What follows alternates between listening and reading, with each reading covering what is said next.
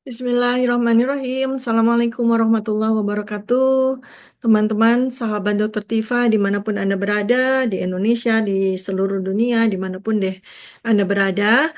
Hari ini saya akan mengajak Anda untuk belajar, sama-sama belajar menjadi cerdas, mengamati, mempelajari, dan menghikmati segala fenomena yang terjadi saat ini, yang menjadi concern kita semuanya ya, terutama dalam kasus reklamasi Teluk Jakarta, dalam kasus perluasan pengembangan kawasan PIK 2 ya, yang oleh pengembang mereka sudah targetkan sampai ke PIK 11 loh teman-teman ya. Dan saat ini ketika sedang hiruk pikuknya dicabut pagar laut dan SHGB yang dipermasalahkan, PIK 2 di PIK 2-nya ya, adanya pagar laut yang 30 kilometer sebagai perluasan dari lautan yang nanti akan direklamasi. PIK 3-nya sudah mulai dibangun juga loh teman-teman ya. Jadi memang mereka ini sudah blueprintnya mereka itu memang sudah sampai ke PIK 11. Jadi ya itulah yang fenomena yang terjadi sekarang. Jadi kita coba pelajarin tuh step by step lah ya. Nah, apa sih sebetulnya kawasan itu ya? Jadi saya mau perkenalkan dengan sebuah istilah namanya enclave elite ya, enclave elite, enclave elite, enclave elite atau enclave state ya. Enclave elite itu adalah sebuah area atau komunitas ya yang dirancang khusus untuk menarik kalangan atas ya, super rich atau rich and then super rich people dari seluruh dunia untuk bertempat tinggal di situ. Jadi bisa aja kawasan itu sebuah kota baru, kota atau kompleks seperti layaknya PIK 2 ini ya, mereka menawarkan segala macam fasilitas dan lingkungan hidup yang amat sangat eksklusif ya. Enclave elite atau enclave state ini karakternya ya itu privatisasi ya. Jadi dikelilingi oleh sebuah lingkungan yang sangat eksklusif, pagar, dinding memberikan privasi maksimal bagi penghuninya. Kemudian fasilitas-fasilitasnya tentu saja fasilitas kelas dunia ya, ada klub olahraga, golf, sekolah internasional, pusat perbelanjaan mewah, dan sistem keamanan yang super-super ketat.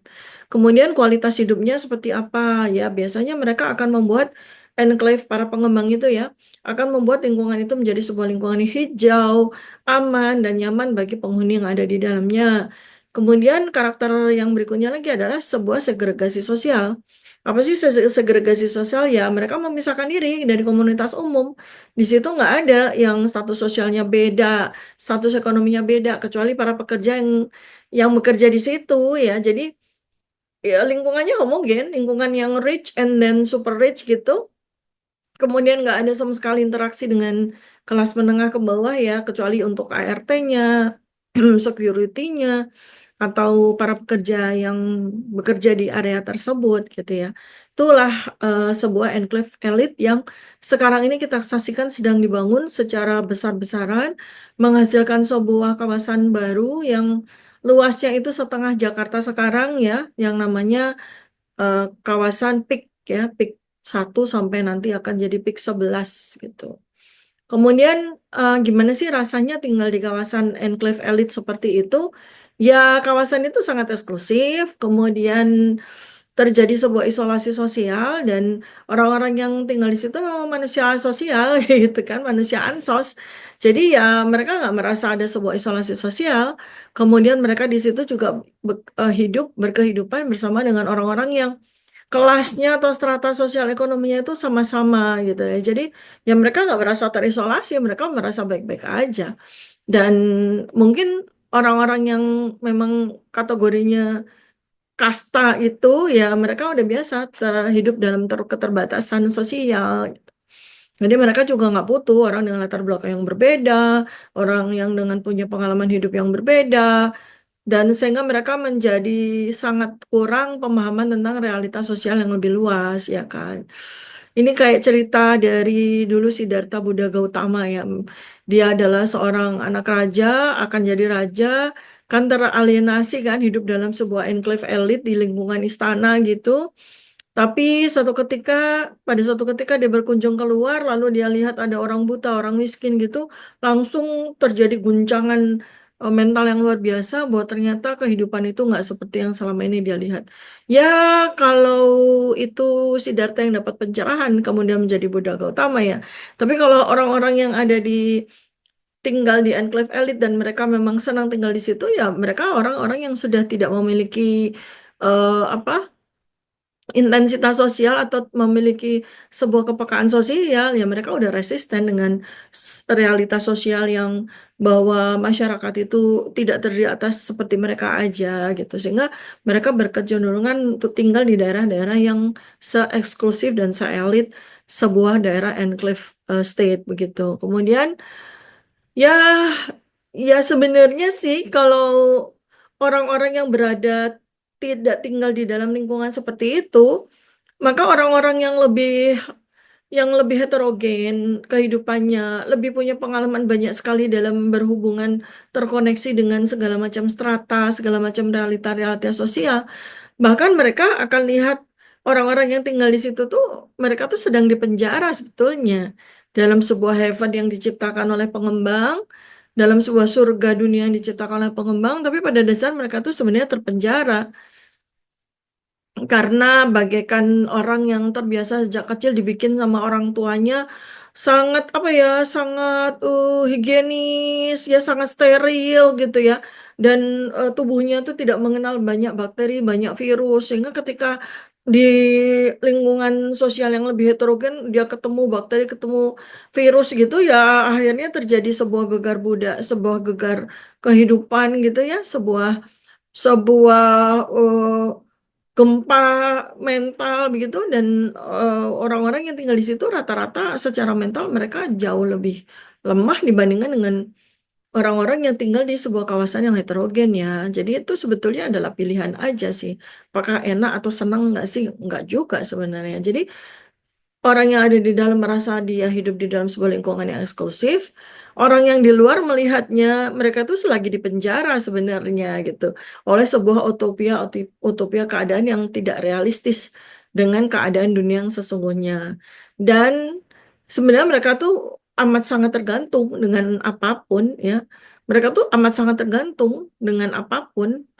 Ya, misalnya mereka sangat tergantung dengan fasilitas dalam kehidupan yang enclave, kemudian mereka sangat tergantung dengan security, mereka keamanan mereka sangat tergantung sama security, hidup mereka itu sangat tergantung dengan apapun. Bahkan mungkin kalau kawasan itu nanti dijadikan sebagai zona apa namanya, zona artificial intelligence gitu ya, sebuah zona cerdas gitu, nggak ada listrik, nggak ada apa, wah mereka bisa bisa mati itu dalam kehidupan itu ya, seperti itu. Itulah sebenarnya pros and cons atau keuntungan maupun kerugian dari sebuah apa ya, komunitas enclave elit itu. Kemudian ya itu tadi ada dualitas ya. Jadi bagi orang yang memang senang tinggal di situ dan mampu tinggal di situ, mereka merasakan kayak mereka tuh udah tinggal di surga gitu dengan segala kemewahan. Tapi kalau dari sudut pandang sosial ya sebenarnya mereka tuh mengalami efek isolasi, segregasi. Mereka tidak hidup dalam dalam sebuah dunia yang tidak realistis gitu. Terus kemudian abis itu juga kalau enclave elit ini tercipta di dalam sebuah kota yang lebih besar, maka itulah yang memunculkan sebuah ketimbangan sosial. Ya, kemudian integrasi sosial antar segala strata udah nggak ada, kemudian perasaan saling saling antara manusia dengan manusia yang lain juga akan hilang itu ya, dan mereka mereka yang berkehidupan di situ itu ya akan menjadi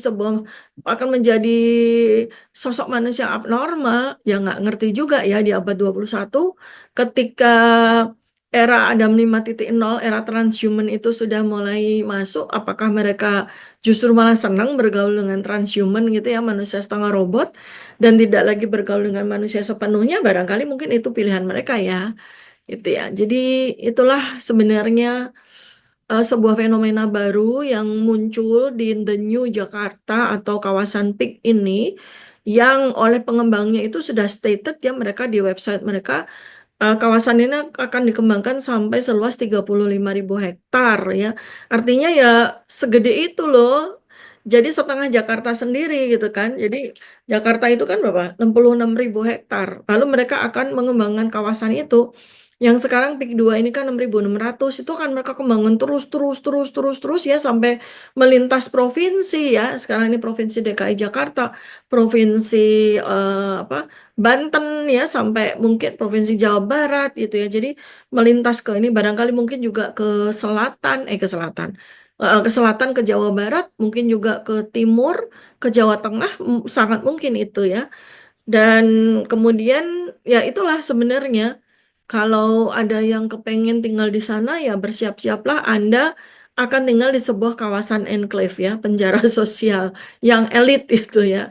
Seperti itu. Kemudian persoalannya adalah dari sisi akibat ekonomi. Jadi pembentukan enclave elit itu kan akan duduk ya, akan berdiri di atas tanah-tanah yang sebelumnya itu dihuni, didiami oleh orang-orang yang boleh dibilang kelasnya kelas marginal, ya kan? Kalau kita bicara di Teluk Jakarta, berarti kawasan super elit ini, enclave elit peak ini, itu akan menduduki bekas tanah-tanah, bekas kawasan, bekas hunian, desa-desa, orang-orang yang kelasnya jauh di bawah mereka. Para nelayan, kemudian petani penggarap, kemudian juga orang-orang dengan status sosial ekonomi yang tentu saja sangat jauh di bawah mereka.